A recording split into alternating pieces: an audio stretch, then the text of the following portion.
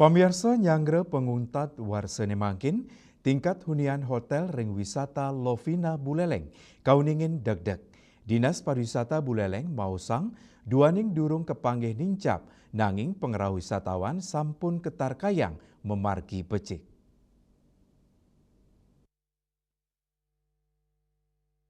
Nyangre libur Natal miwa penguntat warse, sawatara hotel ring Lovina sampun nyinayang penincapan pesanan kamar, nanging okupansinya nih kutureksain kantun deg-deg.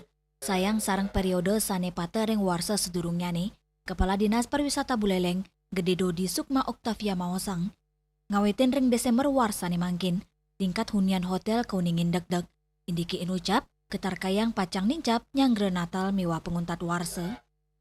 Berdasarkan pemantauan dan pengecekan kami, okupansi hotel-hotel di kawasan Lovina, ya terutama hotel yang bintang 3 ya, itu relatif masih stabil okupansinya, rata-rata 70%, yang tentunya walaupun ada dampak sedikit, ada beberapa memang menyebabkan penurunan terutama wisatawan Cina.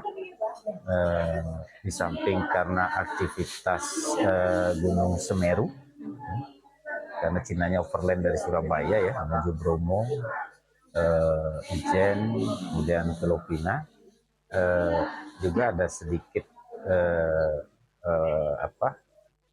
dampak dari adanya wisatawan Cina yang kecelakaan.